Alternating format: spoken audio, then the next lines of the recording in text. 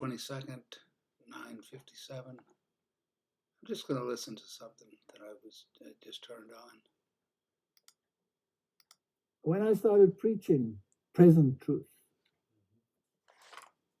then things got a little bit uncomfortable because there are those that are in very close connection with Babylonian institutes. We spoke about ecumenism and all of those issues.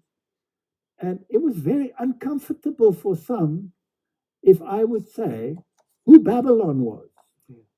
The fallen Protestant churches, the papacy, mention it by name, and the dragon religions, everything to do with spiritism. That's Babylon. And if you then specify present truth, the mark of the beast, why Babylon has fallen, that becomes very uncomfortable. And then especially if you say that they belong to secret societies, many of these people, then the wheels come off. And they will tell you to stop speaking about these things. And that's exactly what happened to Jeremiah.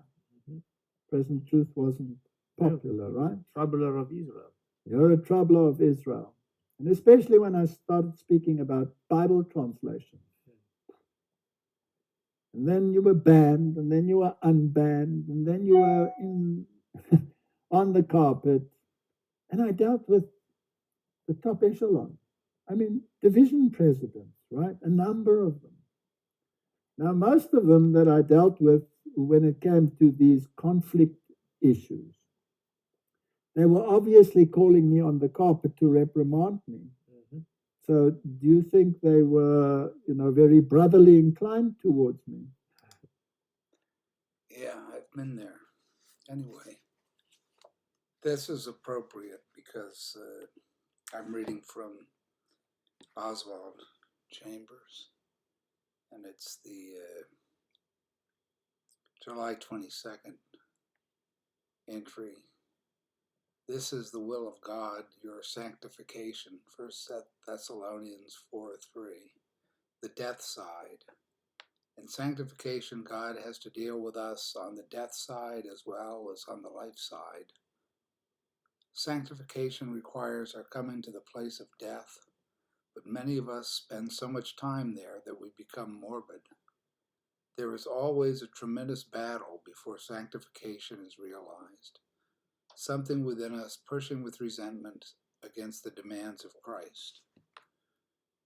When the Holy Spirit begins to show us what sanctification means, the struggle starts immediately.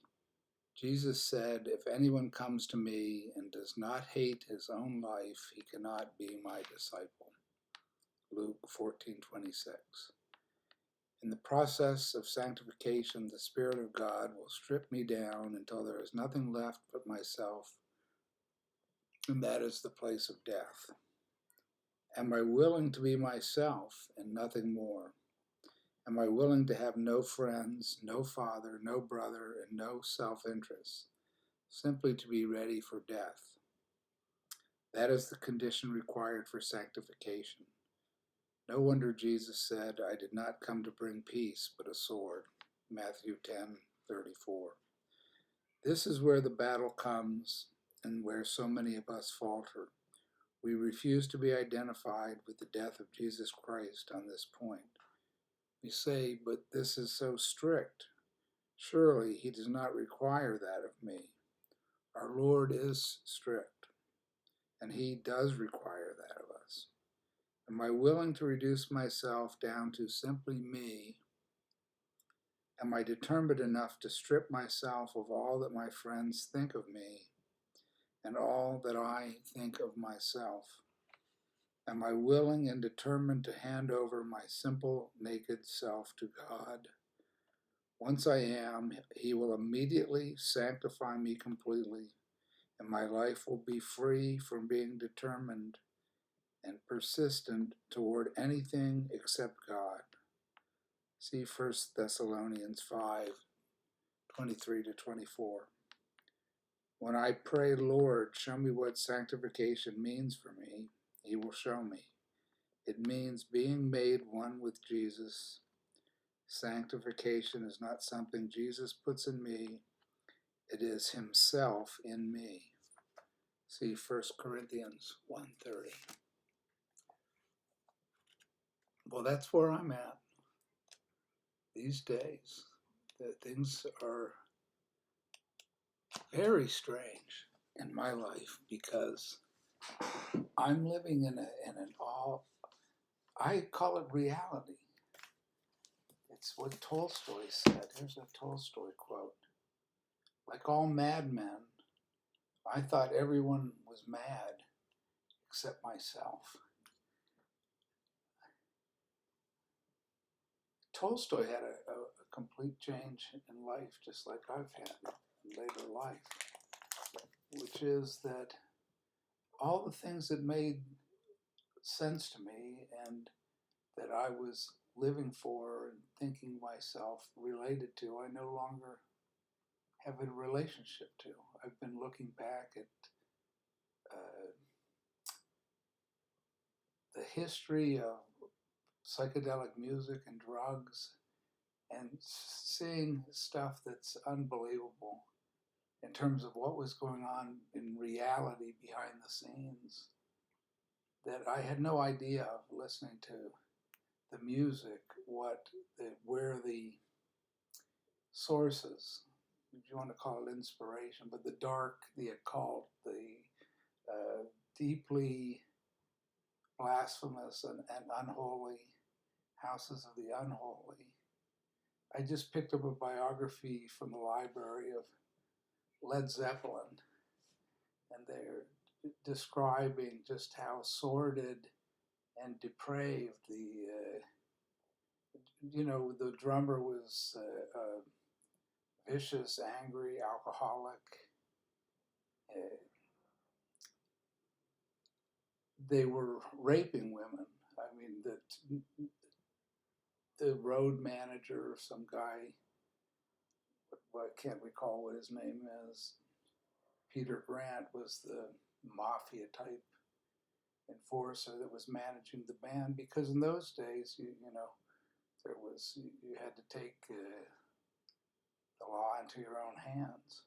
And it's probably the same way now, but much of the music industry was mafia controlled, and there was also this within a year of the peace love revolution of the human being and all this, and Woodstock is sold as a peace, love, and happiness, but it wasn't any such thing. I mean, the fences were broken down, and during that time, it was expected that nobody had to pay any money to go to concerts, and people would break down. I was in the middle of a Leon Russell concert where everybody just broke down the fences and rushed the stage, and that's where the security came in. They didn't have anybody to like at Altamont, Hell's Angels were providing security, and it was in a racetrack where people were pushing forward, and the Hell's Angels had their bikes in front of the stage, and so the people were being pushed into the bikes, and they started lashing out, killed this one guy, the black guy, who went to get a gun, crazily enough, but everybody was being dosed with LSD. The camera crew for the Maisels brothers who were filming were dosed, and it was from the Mansons broke out. Led Zeppelin were living the Chateau Marmont down from where the killings were. I mean, as I've gone back and read through that period of deeper research into Laurel Canyon, it's hell. It's pure.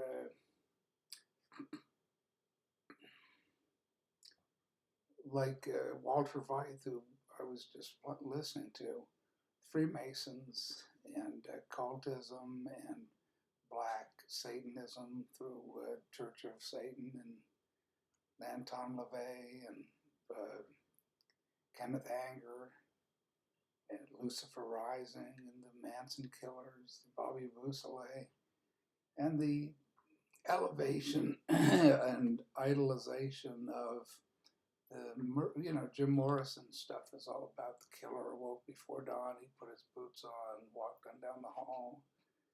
Here's what am I looking at? The Lords and the New Creatures poems. It's this very insane, what's the line from the end?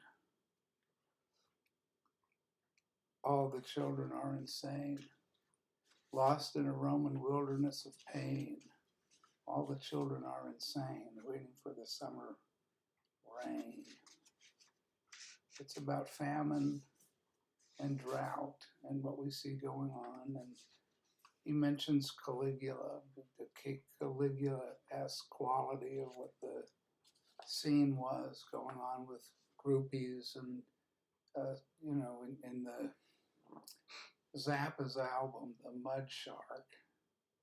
It's about this depraved goings on with fish and mud sharks and alcohol and a 17-year-old girl that's raped and urinated on and all kinds of depravity. And for some reason, this fascinates Zappa, so he writes a whole song about it.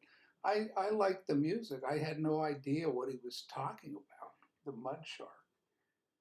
But once you go behind all the things that were obscure to me, other than being bizarre, weird, crazy, strange, weird scenes inside Laurel Canyon, is the book about the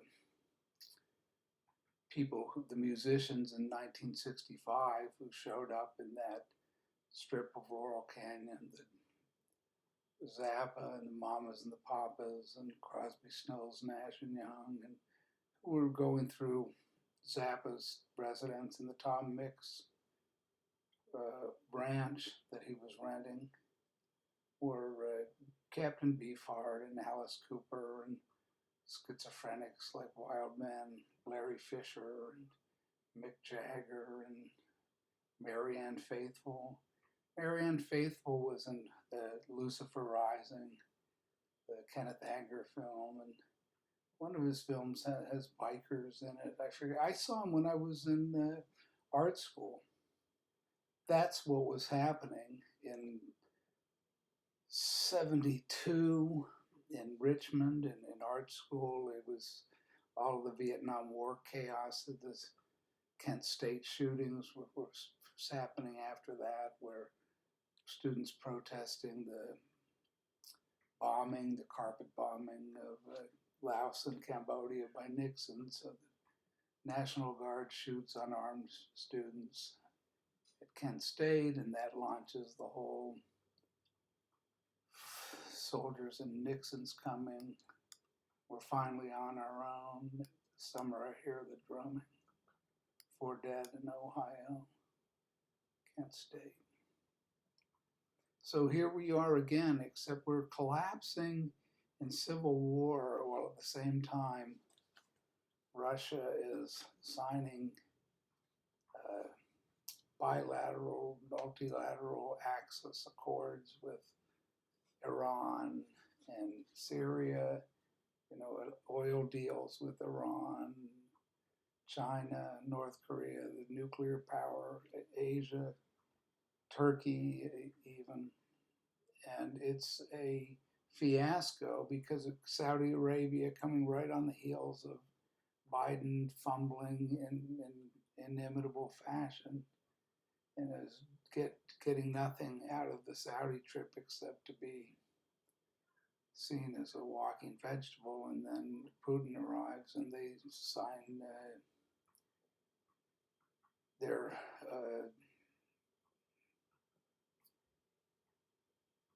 alliances. And meanwhile, the media doesn't even cover it here. It's a non-story. What's happening in the rest of the world? America, this Fortress America, thinking that all these wars that are going on, food riots and collapsing governments and the breakdown of civil order in the NATO countries, while we're just having comedy fests and rock and roll and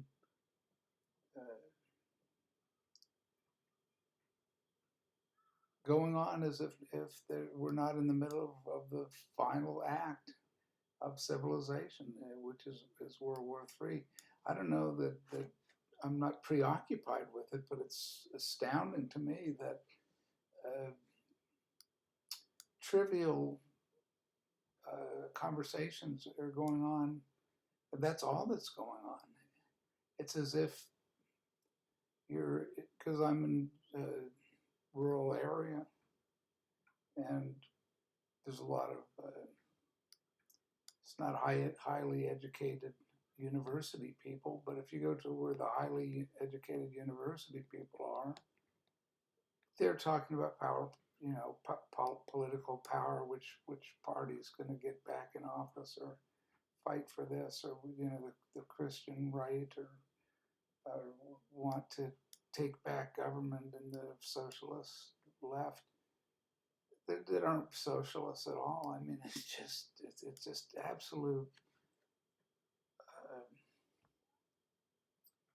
insanity, compounded by complete ignorance about what any of these words mean. What is left? What is right? What is conservative? What is postmodern, modern, and anti-modern? And what is the Speaker of the House doing with insider trading with her husband, buying getting $1 million worth of stock tips from his alleged stock tips for upcoming legislation that's going to be before Nancy Pelosi, where and this just goes on and on and on, year in and year. But the amazing thing is that the media, with those Klieg lights on this bungling administration, where people, are seeing their monthly bills for necessities shoot through the roof, and people are losing their homes and farms and foreclosures, and nothing is spoken. There's no dissent in the way you see it in Europe. You see, I'm looking at, a lot of it is the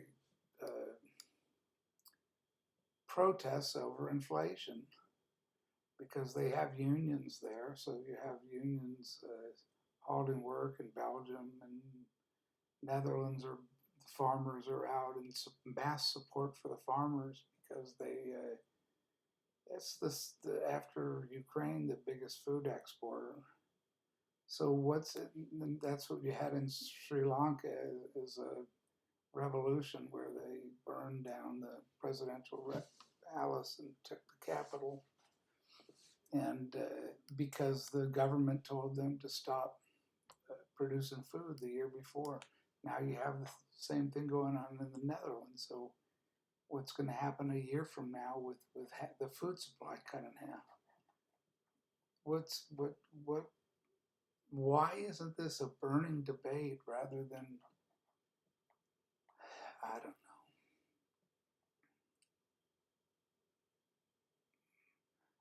I'm deeply religious, and I'm not a traditional Christian at all. I'm not a patriotic Christian. I never have been. And partly because I'm not a full citizen. I've had a part Canadian, part American, and not divided loyalties, but I just have this atheist. Part of the family is completely atheist. Married into atheist family, or anti-Christian families and relatives. And with the Trump explosion a couple of years ago, all of a sudden it's insanity. You're in the middle of a civil war that you have nothing to do with because, or I have nothing to do with. So I'm gaslighted and red pilled. All these stereotypes are being thrown at me as a white fascist by people I don't even know. Because everybody's politicized through the media that all older white people, heterosexuals, that aren't part of the socialist revolution. I never noticed any of these people back when I was part of the socialist revolution, incidentally. The ones that are now, the so-called liberals back then were Reaganites, or they were fine. Well, Obama was a Reaganite. He said his favorite president was Ronald Reagan. And he's imitating Kennedy's speech and all the symbolism. They manipulate symbols, but there's nothing behind it. It's just like Potemkin Village rhetoric. If anybody knows what Potemkin Village is, or Mussolini's stage sets that he had Hitler touring when the Nazis came in, they'd come through a stage set and show how prosperous Italy was doing. And after his great victory in Ethiopia, that was about as much use that the Italians wore during the war, for Hitler had to carry them. And I don't know why I'm off on that subject. I guess I know why I am, because Mussolini is back in Italy now that Draghi's the central banker that was holding the coalition together there. It's fallen apart. It looks like some woman relative of Mussolini is one of the candidates, and another. There's nostalgia for Mussolini to come back in Italy to relive the glory days, because that's what Mussolini was all about, restoring ancient Rome. And then you have the Pope in the Vatican as the one world religion gathered around Francis. Bergoglio was the militant, distant, remnant Catholics refer to him under Vigano. This is so bizarre. There's the surrealist quality of all, or the dreamlike quality of it is it's both exciting on a certain level, because I'm so aware of the spiritual reality that I live in now, that I was seeing theoretically or abstractly, some years ago. Now I see Satan. I see satanic churches. I see, seeing Aleister Crowley worshiping Satanists, seeing these speaking in tongues maniacs that are occult based, seeing all the occult religions, the Theosophy and Madame Blavatsky and what's her name, Mary Baker Eddy, Christian Science. And I've just, spent a long time going through these different churches and religions, and they've really revealed themselves to be absolute charlatans and crazy people, as the end times approach, which is where we are. But the fragmentation and there's so much mental illness, and most of it's coming from the drug culture and the pharmaceutical industry and the MK Ultra program and the sex slaves, and there's just shove the Epstein thing under, you're shoveling it under the table as soon as it pops up. Joe Biden's non-compos mentis, Hillary Clinton, Nancy Pelosi, Dianne Feinstein has been ushered off stage with no fanfare whatsoever. She just disappears. The party sees she's got senile dementia. Who doesn't have senile dementia? AOC has senile dementia from, the theatrics of these people that they're able to gain because we have a senile demented media. And nobody, well, a very few people want to address reality, but very few.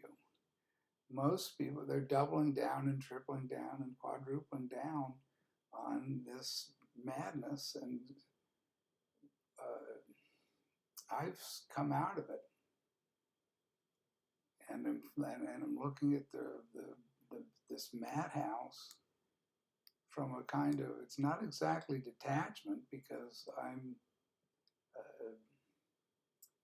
really disturbed seeing that there's a spiritual reality and there's a price to be paid for ignoring that spiritual reality and instead staying in a kind of drug media, mass psychosis, whatever you want to call it, emotional upheaval, continually being triggered by adrenaline and anxiety and terror that's coming from these Pavlovian triggers that advertisers have long done so well. And what else are these films and movies but propaganda? So people imitate what they see. The monkey see, monkey do it. Richard Dawkins, this word memes, it's ridiculous. It's just monkey see, monkey do. You see people wearing this, and I'm going to wear that too. These are the tattoos. So this woman today, she's got, I don't know, whatever, Hello Kitty or these bizarre, cutesy trademark images all over her back or arms, or there's nose rings, mascara on, and 250 pounds or 300 pounds. It's so much a sign of mental illness. The grotesque, the continual consumption of stimulants, sugar, corn syrup, 5 coffees. There's a coffee shop that I go to, one of them that has coffee flights. So you have like 5 or 6. How much caffeine is that? Plus sugar on top of it, and you put in cookies or whipped cream, throw in a couple different corn syrup flavors and squeeze caramel in. It's just the pleasure, as Paul says in the second letter to Timothy, that chapter and verse 3, that lovers of pleasure rather than lovers of God, self-worshiping, the whole selfie carnival, and this throwing the pleasure cruise and obliviousness to material reality or spiritual reality as being contiguous. Anyway, I've tried to keep the ruminations to close to 30 minutes. So I'll say God bless everyone and sign off. Just wait to see what happens tomorrow.